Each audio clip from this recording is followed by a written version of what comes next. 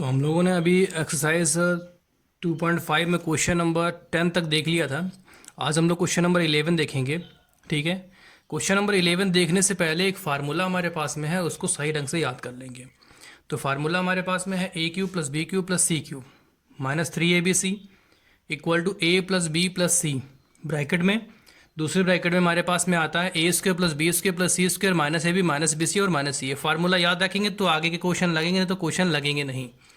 ठीक है, तो क्वेश्चन नंबर 11 हमारे पास कहता है factorise 27x³ plus y³ plus z³ minus 9xyz। जब इसको हमने तोड़ा अलग अलग तो हमारे पास में 27x जो होता है वो 3x का होल क्यूब होता है, y जो होता है वो y का होल क्यूब, z जो होता है z का होल क्यूब। 3 तोड़ दिया, ठीक है, क्योंकि फार्मूले हमारे पास 3 होता है। x की वैल्यू रख दी, फिर y की वैल्यू रख दी और फिर z की वैल्यू रख दी। जब ऐसा हमने किया तो हमने ये देखा कि a इक्वल टू हमारे पास में 3x आ गया, b इक्वल टू y आ गया और c इक्वल टू z आ गया। जो फार्मूला ऊपर है उस फार्मूले में यहाँ से हम वैल्यू पुटअप कर देंगे। तो a की जगह पे 3x रखा, b की जगह पे y रखा और c की जगह पे z। जहाँ a है तो a स्क्वायर जगह पे 3x रख दिया, b की जगह पे y स्क्वायर और c की जगह पे z स्क्वायर। बाकी वैसे ही वैल्यू हमने यहाँ पे लगा लिया और इसको सॉल्व किया तो ये तो कुछ ऐसे रहेगा। 3x का होल स्क्वायर करेंगे तो 9x स्क्वायर हो जाएगा, y स्क्वायर करेंगे, y का स्क्वायर करेंगे तो y स्क्वायर, z का स्क्वायर करेंगे तो z स्क्वायर हो जाएगा। इसको मल्टीप्लाई किया तो माइनस का 3xy हो गया, इसको मल्टीप्लाई किया हमने यहाँ से तो माइनस का yz हो गया और यहाँ मल्टीप्लाई किया तो माइनस का 3xz हो गया। ठीक है, तो ये क्वेश्चन नंबर 11 है। थोड़ा कठिन है लेकिन 2-4 बार करेंगे तो समझ में आएगा। ठीक है, तो क्वेश्चन नंबर 12 हमारे पास जो है ये बहुत इंपॉर्टेंट क्वेश्चन है, ये बहुत बार आया है तुम्हारे एग्जाम में। ठीक है, तो क्वेश्चन नंबर 12 हमारे पास कहता है x³ plus y³ plus z³ minus 3xyz equal to 1/2x plus y plus z bracket में x माइनस y का whole square, y minus z का whole square, z minus x का होल स्क्वायर। ठीक है, तो अब इसमें क्या होगा, हमको इसको सॉल्व करके ये लाना है।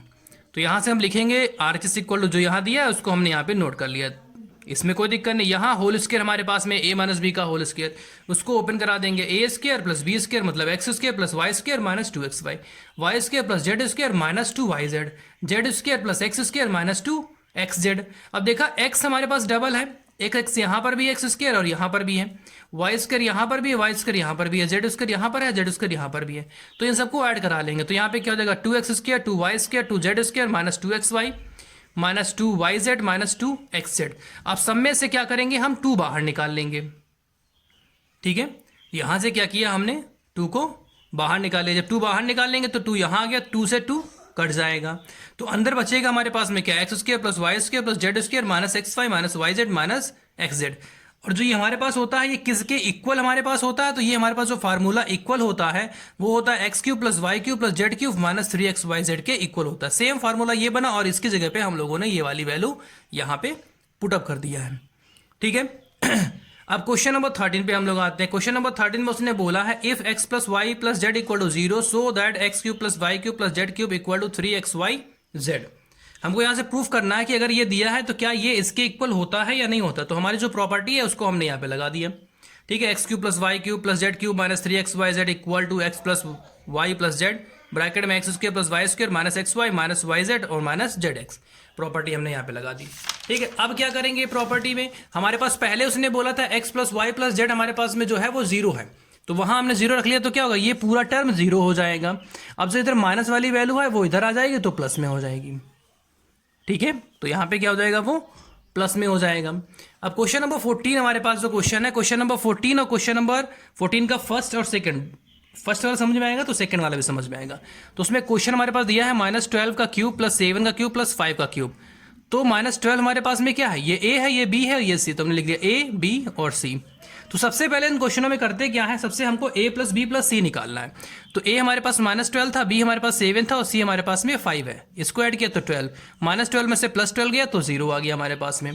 Then a³ plus b³ plus c³ minus 3abc equal to a plus B plus C और ब्रैकेट में a square plus b square plus c square minus ab minus bc और माइनस c है। ये formula हमारे पास में है। ठीक है, अब जहां a है वहां पे a की वैल्यू, जहां b है v की वैल्यू, c की वैल्यू 3, a की वैल्यू, b की वैल्यू और c की वैल्यू। ये 0 है तो इसका मतलब पूरा टर्म ही 0 हो जाएगा, तो यहाँ 0 हो गया। अब ये वाला जो टर्म था ये इधर आ जाएगा, माइनस था तो यहाँ पे प्लस हो जाएगा। इसको कुछ नहीं करना, जिसको जैसे ही है वैसे ही रखेंगे क्योंकि क्वेश्चन हमारे पास यही कहता है। अब इसको सॉल्व करा लिया तो 12 से 3 को मल्टीप्लाई किया तो -36 हो गया, 7 से 5 को मल्टीप्लाई किया 35 हो गया, इन दोनों को मल्टीप्लाई किया तो हमारे पास आया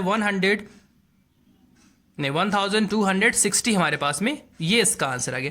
जैसे इसको किया सेम वैसे ही क्वेश्चन नंबर उसका सेकंड जो क्वेश्चन है उसको भी सेम ऐसे ही करना है।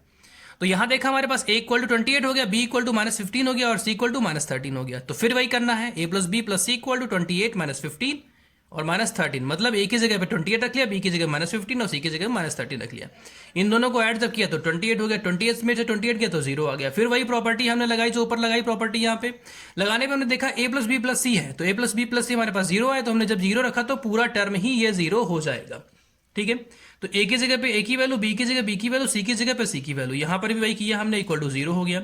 ये तो ऐसे रहा, ये उठ करके हमारे पास इधर आ जाएगा।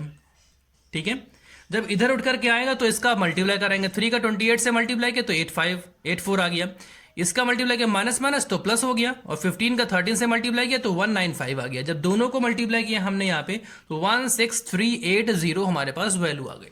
तो क्वेश्चन नंबर 14 हमारे पास खत्म हो गया है।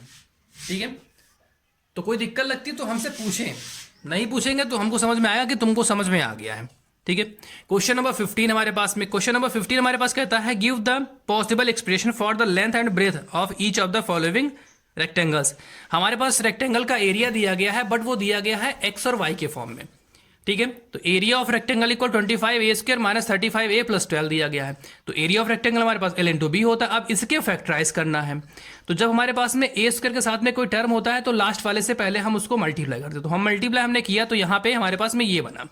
तो जब हमने उसके फैक्टर निकाले तो 20 और 15 हमारे पास फैक्टर आए। तो यहां से क्या करेंगे, इन दोनों में से हमने 5a बाहर निकाला तो यहाँ 5a और 4 बचा। यहां से हमने 3 बाहर निकाल लिया तो हमारे पास 5a माइनस 4 बच गया। इन दोनों में से निकाला तो 5a माइनस 4 और 5a माइनस 3। इसका मतलब पहला वाला जो है वो l है और दूसरा वाला हमारे पास b है। तो l की वैल्यू ये आ गई और b की वैल्यू ये आ गई। तो सेम क्वेश्चन सेकंड भी उसका ऐसे ही है, area of rectangle equal to 35y² plus 13y minus 12। ठीक है, अब यहां भी क्या होगा, इन दोनों का मल्टीप्लाई करेंगे, मल्टीप्लाई कराने के बाद में हम उसके फैक्टर करते हैं। ठीक है, फैक्टर करने पर हमने ये देखा कि हमको सब्ट्रैक्शन करके 13 लाना है। तो 28 माइनस 15 जब किया हमने तो हमारे पास में क्या आ गया, इसको अगर सब्ट्रैक्ट कराएंगे तो हमारे पास 13 आता है। इन दोनों में से कॉमन लिया, इन दोनों में हमारे पास 7y कॉमन मिलता है तो 5y प्लस 4 आ गया हमारे पास में। यहाँ से -3 कॉमन मिलेगा तो 5y प्लस 4 आ गया हमारे पास। ठीक है, 5y प्लस 4 हमने बाहर निकाला तो 7y माइनस 3 बचा हमारे पास में। तो l equal to 5y plus 4 हो गया और b equal to 7y minus 3 हो गया। तो ये हमारे पास में लेंथ और ब्रेथ आ गई। अब ऐसे ही क्वेश्चन नंबर 16 हमारे पास जो है उसमें वो कहता है हमसे, अभी हमने एरिया निकाला, अब वो वॉल्यूम पूछ रहा है। ठीक है, तो वॉल्यूम के लिए हमारे पास उसने बोलिए volume equal to 3x² minus 12x। तो वॉल्यूम हमारे पास LBH होता है। यहां देखा दोनों में से अगर हम कॉमन करते हैं तो 3x बाहर निकलता है तो x माइनस 4, तो इसको अलग अलग 3x और x माइनस 4। पहला जो है वो l है, दूसरा जो है वो b है और तीसरा जो हमारे पास वो h। l equal to 3, b equal to x और h equal to x minus 4। ठीक है, ऐसे क्वेश्चन नंबर उसी का हमारे पास सेकंड हमारे पास में 12xy² plus 8xy minus 20k। अब देखा दोनों में k था तो k पहले निकालिए, फिर देखा हमने दोनों को सब में से हमारे पास में 4 बाहर निकाला तो 4 बाहर निकालिए। अब इसके फैक्टर करने हैं, 3 5 हमारे पास में 15 होता है, 15 के ऐसे फैक्टर जिनको सब्ट्रैक्ट करने पर 2 आए, तो 5 में से 3 को माइनस करेंगे तो हमारे पास में 2 आता है, तो 5 माइनस 3y हो गया।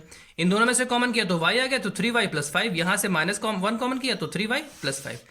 इन दोनों में से 3y प्लस 5 बाहर निकले तो y माइनस 1 हो गया। तो ये हमारे पास l हो गया, ये हमारे पास b हो गया और ये हमारे पास h हो गया। तो ये हमने लिख लिया l इक्वल टू 4 के, b इक्वल टू हमारे पास 3y प्लस 5 और h equal to y minus 1। तो ये एक्सरसाइज 2 खत्म हो चुकी है पूरी। ठीक है, इसको लगाएंगे कल और संडे को ये पूरी एक्सरसाइज रिवाइज करके हमको सेंड करेंगे। ठीक है।